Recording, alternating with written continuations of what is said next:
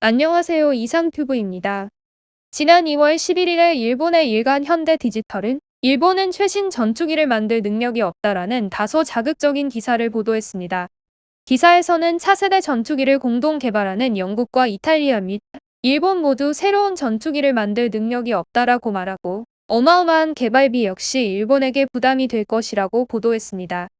우선 기사의 전문을 살펴보시겠습니다. 과연 기시다 정권이 추진하고 있는 새로운 전투기 개발은 성공할 것인가?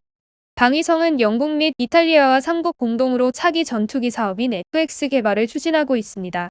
일본 정부가 추진하고 있는 FX 사업은 일본이 방위비를 증액한 주요한 이유 중에 하나입니다.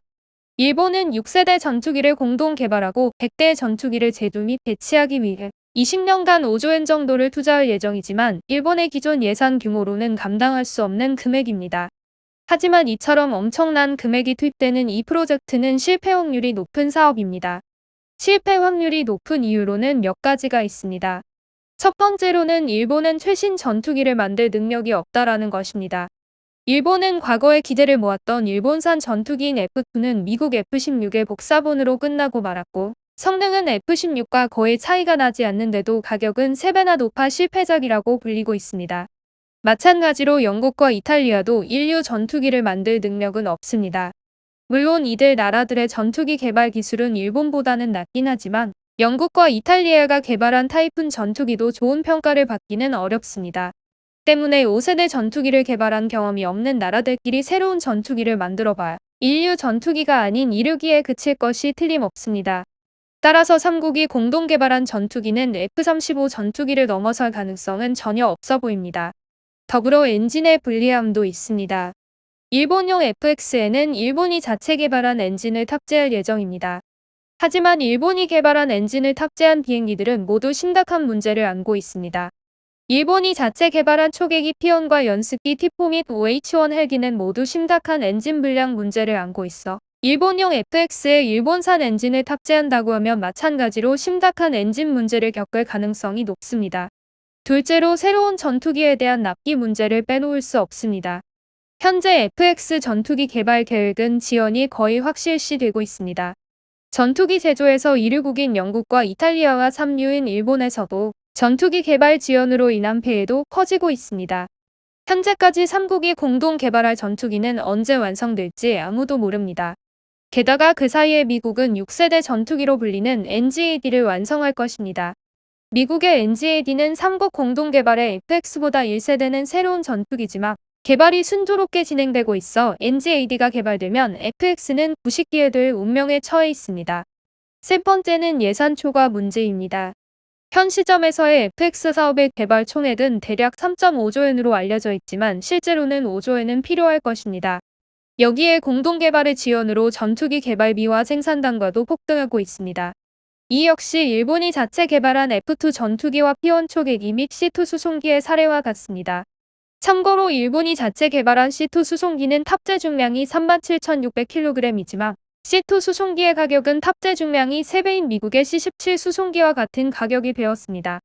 이처럼 비싼 가격으로는 해외 시장에서 팔리지 않을 것입니다. 때문에 일본은 FX 사업을 그만두어야 합니다. 일본이 FX 사업을 그만둔다면 방위비 증액의 필요성은 줄어듭니다. 대신에 대당 100억 엔이면 살 수 있는 F-35를 100대 더 사면 총 비용은 1조 엔이면 충분합니다. 이는 5조 엔에서 4조 엔을 절약할 수 있는 것입니다. 이상이 기사의 전문이었습니다. 현재까지 외신에서 보도된 3국의 차세대 전투기 개발 사업은 올해 연말까지 3국이 합작기구 설립에 나설 것이라는 것입니다. 지난 1일에 미국의 블룸버그지에 보도된 내용에 따르면 영국과 이탈리아, 일본은 지난해 발표한 차세대 전투기 개발 사업을 위한 논의를 지속해 나가고 있으며 일단 올해 연말까지 전투기 개발 사업을 총괄할 합작기구를 설립하는 것을 목표로 하고 있는 것으로 전해졌습니다. 3국이 동시에 개발에 참여하기 때문에 논의해야 할 다양한 문제가 산적한 가운데 주요 초점은 영국이 주도적인 소유권을 소유할 것인지 아니면 3국이 공동으로 소유권을 분할할 것인지에 관한 것입니다. 현재 3국은 합작기구 설립과 함께 2024년 말부터 2025년까지 상업적 거래를 위한 지분 배분 등에서 협상을 지속하고 있으며 주요 안건으로는 지식재산권과 상업적 권리 및 기술적 파트 분할 등 다양한 분야를 논의 중에 있습니다. 하지만 전문가들은 이외에도 문제되는 사항이 매우 많기 때문에 프로젝트의 취소 위험성도 상당히 높을 것으로 전망하고 있습니다. 이 프로젝트에 참여하는 참여국들은 전투기 기술을 공유하고 새로운 기술을 개발한 후 기술을 확보할 수 있지만 프로젝트 지연 시 경제적 및 구조적 손해 배상 방안 등이 아직 논의되지 않고 있어 프로젝트의 진행은 쉽지 않을 것으로 예상된다고 밝혔습니다.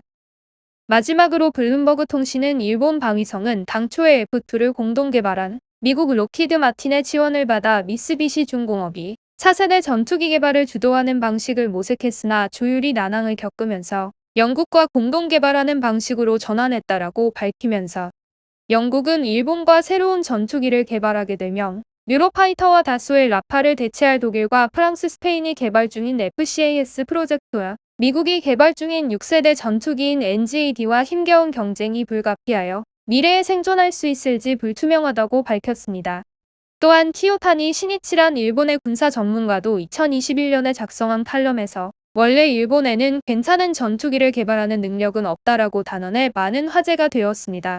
그는 일본은 첨단 전투기를 개발하는 능력이 없으며 방위성도 미국에 너무 의존적이라고 밝히며 일본은 전투기 개발 능력이 없지만 전투기를 개발할 수 있다 믿는 소위 테크노 내셔널리즘의 망상에 빠져 있다고 고백했습니다.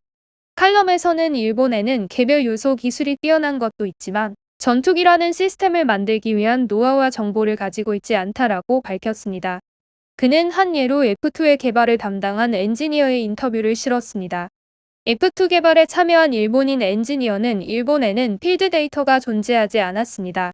즉 공중전에서 몇 대를 상대로 하고 상대기가 어디쯤에서 공격해오는지에 대한 실전에 근거한 시나리오가 없었다는 것입니다.